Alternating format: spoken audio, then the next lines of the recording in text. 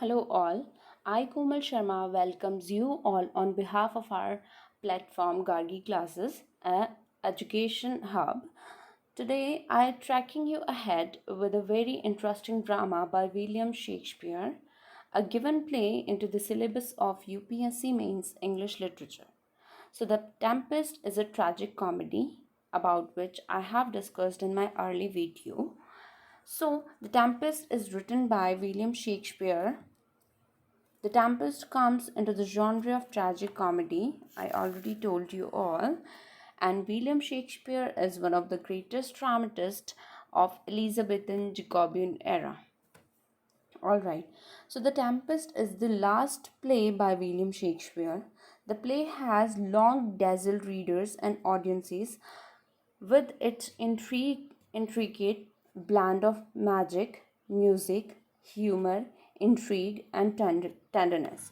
So, The Tempest is a drama which is written in the genre of tragic comedy, having all these basic blends into it, the magic in it, music, humor, intrigue, and tenderness. So all these blends are combined into this particular drama, The Tempest.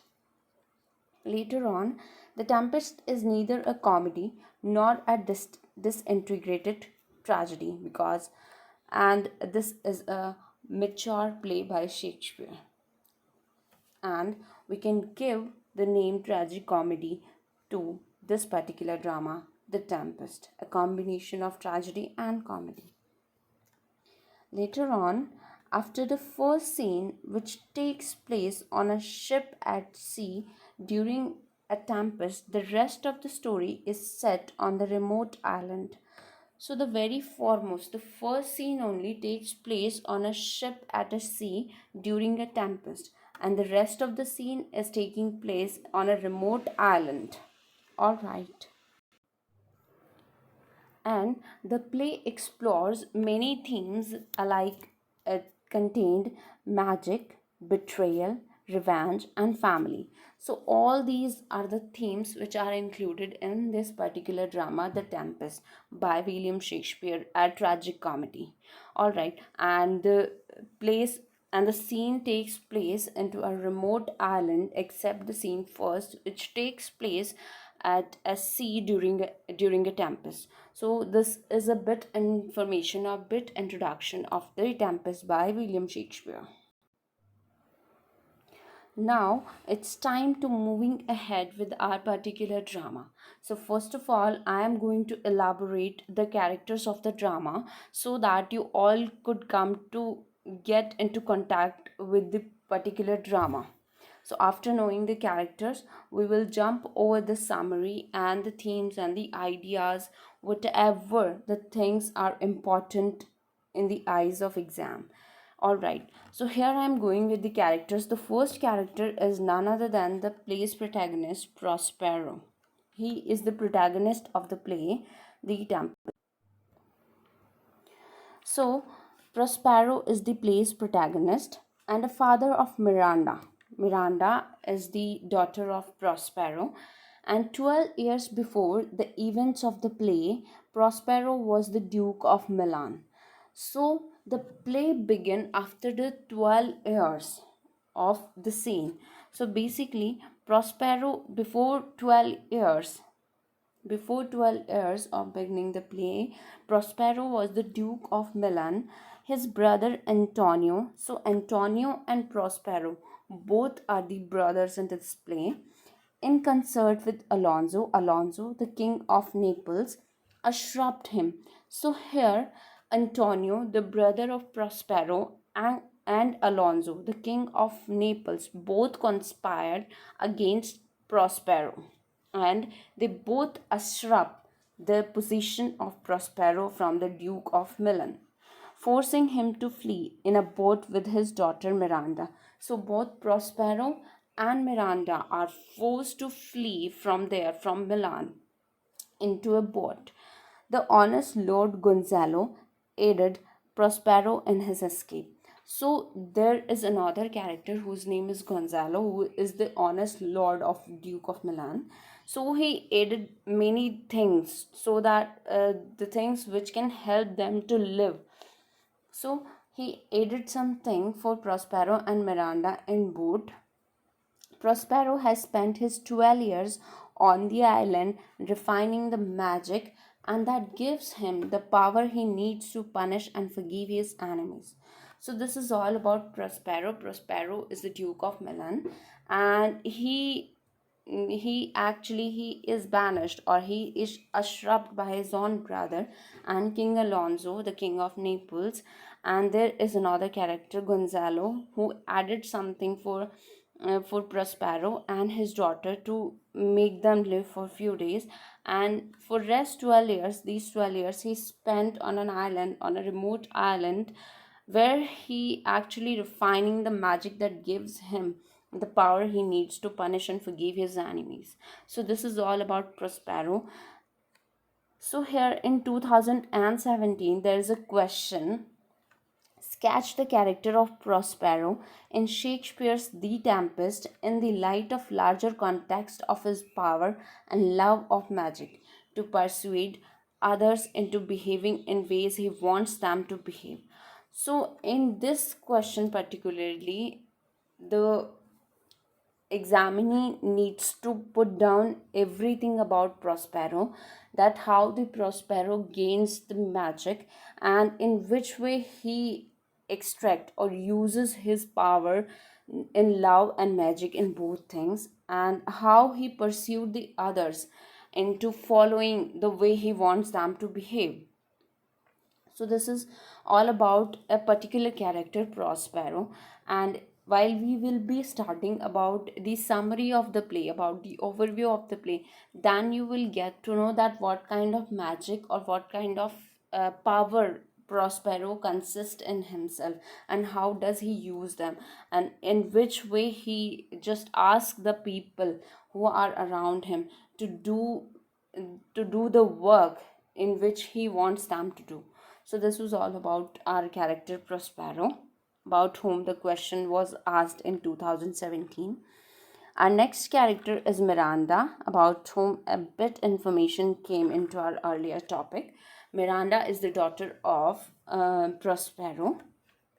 Miranda was brought to the island at an early age and has never seen any men other than her father and Caliban, though she dimly remembers being cared for by female servants as an infant, because she has shielded off from the world for so long. Miranda's perception of other people tend to be naive and non-judgmental. She is compassionate, generous, and loyal to her father. So Miranda was taken back from the island of the people to the island which is all remote. So she never seen any men except her father only. So she has seen only her father throughout her life. What she remembers a female servant who served him at the time of infancy. So she doesn't remember at this time, she doesn't remember anything about any person, that what kind of people are there in the world, how they behave, what kind of features they have. So she knows only her father as a human being. Rest, there are spirits, there are witches, there are the beings who live in an island. So she see all of them only. Anyways, and she is so compassionate, generous, and loyal towards her father.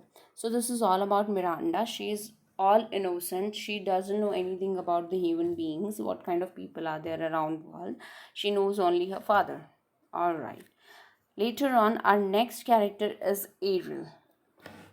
Ariel, Prospero's spirit helper. So Ariel is the Prospero's spirit helper who lives in the remote island where this Prospero and Miranda boarded 12 years ago. Ariel is referred to in most criticism as he, but his gender and physical form are ambiguous. Rescued by Prospero from a long imprisonment at the hands of witch Cyclops. Ariel is Prospero's servant until Prospero decides to release him. He is mischievous and ubiquitous, able to traverse the length of the island in an instant and to change shapes at will. He carries out virtually every task that Prospero needs accomplished in the play.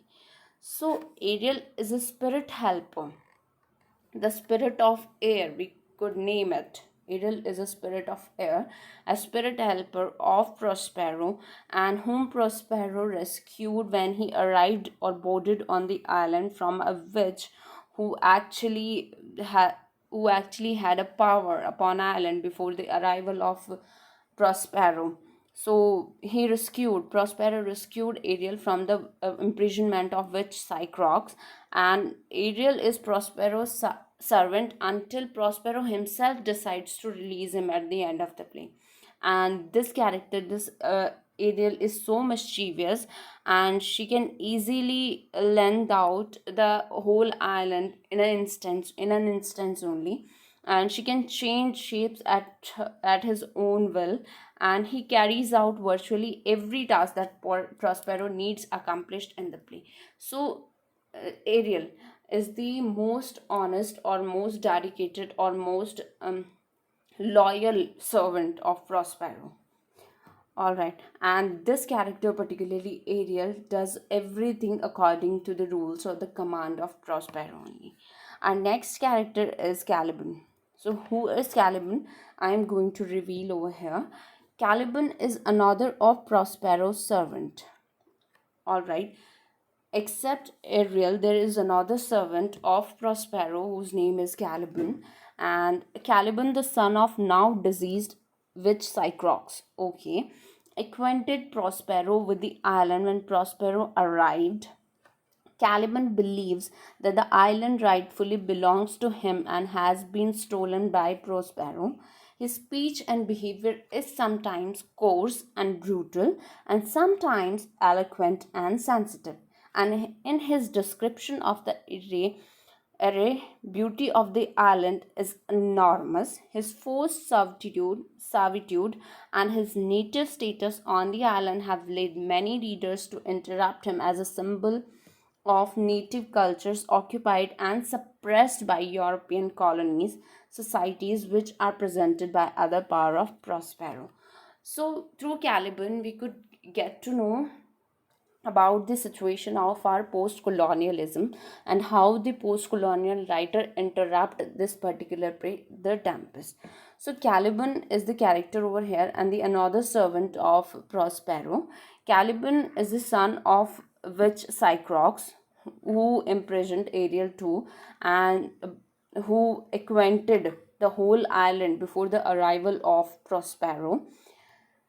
Caliban believes, of course, because his own mother, witch Cyclops, acquainted the whole island, so he believes that and he confirms that the island rightfully belongs to him, which is true. So here Caliban represents all those people who are native and not colonized before, so who are native people. His speech is sometimes very coarse and brutal. So on a one point he is very nonsense kind of person, and on the other sound he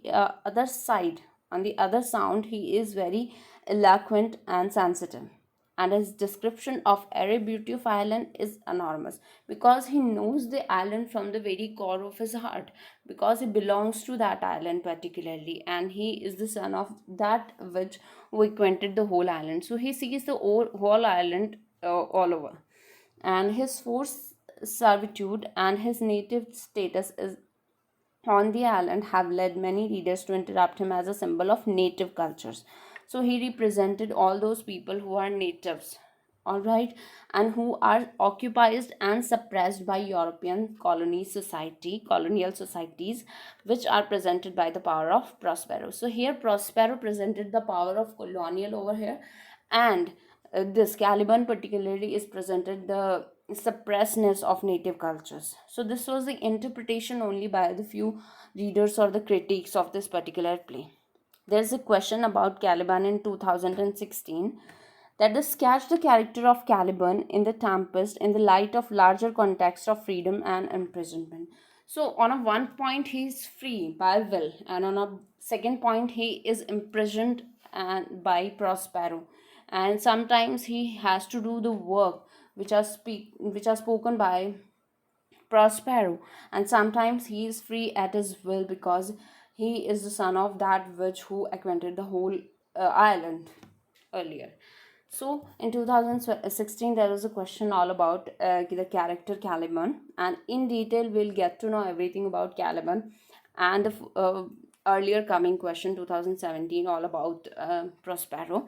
We will be discussing all the things into our overview of the Tempest. Later on, our next character is none other than Ferdinand. Ferdinand is the son and heir of Alonso. Alonso, the king of Naples. In the Prospero's character, I told you that Alonso is the king of Naples who helps Antonio in usurping Milan of Duke, Prospero's possession from him. Alright, so Ferdinand is the son of that conspiracial character Alonso. Ferdinand seems in some ways to be as pure as and naive as Miranda. He falls in love with her upon first sight and happily submits to servitude in order to win her father's approval. So here Ferdinand, later on, while they boarded on the island, Ferdinand falls in love with Miranda at love at first sight. That was so love at first sight, and it decided to impress Prospero, and when to win her father's approval, he does many things which are not expected by a son of king of Naples. All right. So he is naive and very decent and pure like Miranda. So both the characters are synonym to each other, Ferdinand on one side and Miranda on the other. Next character is Alonso. Okay. So Alonso is the king of Naples and the father of Ferdinand. Alonso aided Antonio in unseating Prospero as Duke of Milan 12 years before, about whom I already discussed that Alonso was the king of Naples, and he aided help to Antonio in usurping Prospero's position as the Duke of Milan before the 12 years before beginning of the play. As he appears in the play, however, he is actually aware of the consequences of all his actions. He blames his decision to marry his daughter to the Prince of Tunis on the apparent death of his son. In addition, after the magical banquet, he regrets his role in the usurping of Prospero. So, somewhere Alonso on one side, though he added help to Antonio in his bad deed, but at present time he is actually regretted over his task, and he knows now that the things will be turning soon, and he knows about the consequences which the things which he had done in his past along with Antonio. So he blames his decision to marry his daughter to the Prince of Tunis on the apparent death of his son. So there was a misconception between the characters while Ferdinand boarded over the side of Ireland where the Prospero and Miranda are living, and they boarded on the other side of the island where they seem nobody over there. So Alonso get the misconception that might be his son dead. So on the death of his son, he just blames his decision to marry his son to the Prince of Tunis on the apparent death of his son. In addition, after the magical banquet, there is a magical banquet too into this play, and he regrets his role in the shopping of Prospero. So he is embarrassed on his task which he had done along with Antonio in a shopping Prospero. So this was all about Alonso. Earlier time he did evil deeds before 12 years of the play, but now he turns into a good human being and he regrets over his task. All right then. Now we are moving towards the another character, Antonio, Prospero's brother, who usurps the power and the position of Prospero in the before the 12 years. So Prospero's brother Antonio quickly demonstrates that he is power hungry and foolish. In Act 2nd, Scene 1st, he persuades Sebastian to kill the sleeping Alonso. He then goes along with Sebastian's absurd story about fending off lions when Gonzalo wakes up and catches Antonio and Sebastian with their swords drawn. Okay, then before the 12 years of the play, Antonio conspired against his own brother Prospero along with Alonso to usurp the position of Duke of Milan. Prospero. But in Act 2nd, Scene 1st, what he does, he pursued Sebastian, the brother of Alonso, to kill the sleeping Alonso so that the position may go to Sebastian. The king of Naples' position go to Sebastian, the brother of Alonso. So he pursued Sebastian in the same task which he did before the 12 years. So he then goes with Sebastian's absurd story about fending off lions when Gonzalo wakes up and catches Antonio and Sebastian with their swords down. So at the time of attacking over Alonso by these particular people, Antonio and Sebastian, while they are about to attack on Alonso, there the Gonzalo, the honest lord, wakes up and he catches both of them with their swords. At that particular time, they both cook the story. Sebastian cooks the story, an absurd story about the fending of lions. All right, so to fending of the lions, took they took the swords to fending of the lions. All right then, so this is all about Antonio. Now we are moving ahead. Sebastian, about whom the things have come into the character of Antonio. Sebastian, the Alonso's brother, and like Antonio, he is both aggressive and cowardly. He is easily persuaded to kill his brother and initiates the ridiculous story about lions when Gonzalo catches him with his sword drawn. So how fool Antonio and Sebastian both are. They both are power hungry, foolish people who want to usher up their own brother and want to catch the position of their own brother. But at the time of all these tasks, they were caught up, or they catches by none other than by Gonzalo, the honest lord. There they cooks the story about lion too. So this is all about Sebastian. Now our next character is Gonzalo, about whom I have given few hints in our earlier discussed characters. So Gonzalo here, an old honest lord. Gonzalo helped Prospero and Miranda to escape after Antonio usurped the Prospero's title. Gonzalo's speeches provide an important commentary on the events of the play, as he remarks on the beauty of the island when the standard party force lands, then on the desperation of Alonso after the magic banquet, and on the miracle of the reconciliation. So Gonzalo is an honest lord. He is too wise, and he helped in Prospero and Miranda in escaping the Milan. And of course, his speeches added various help to provide us enough information about the island, and he actually welcomes the task and the miracle of reconciliation at the end of the play. And he even then his speeches on the desperation of Alonso after the magic banquet is all about Gonzalo. So Gonzalo is a very honest, loyal, wise lord into this play, who plays a vast role in escaping Prospero and Miranda in safe position, and provide them enough edible things to help them to be live for few days at least. Our next character is Trinculo and Stefano.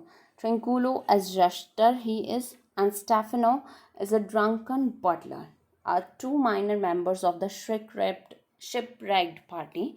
They provide a comic foil to the other more powerful pairs of Prospero and Alonso, and Antonio and Sebastian. Their drunken boasting boasting and petty greed reflect and deflate the quarrels and power struggle of Prospero and other noblemen. So here sorry, I'm so sorry in pronouncing this particular word. Trinculo and Stefano, both these are the minor characters of the shipwrecked party, which happened in the very first scene.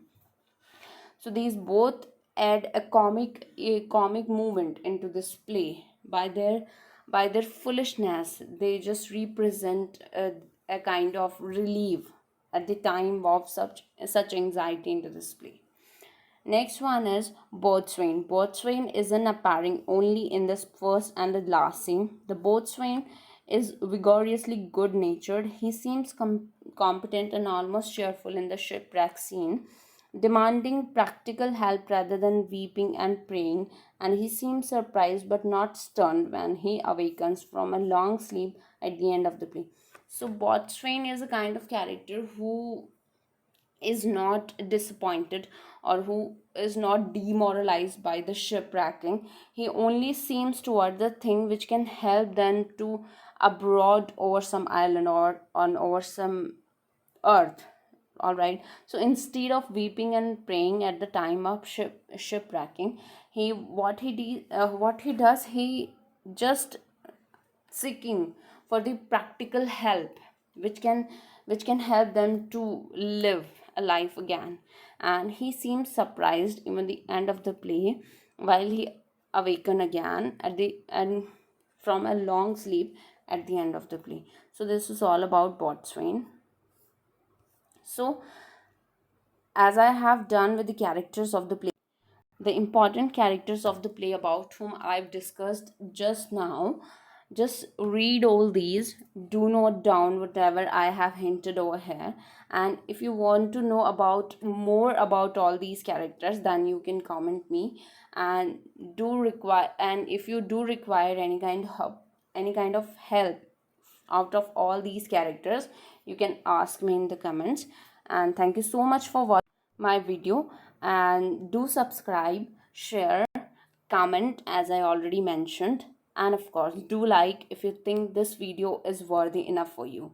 In our next video, I'm going to reveal the overview of this particular tragic comedy, The Bastard Drama by William Shakespeare.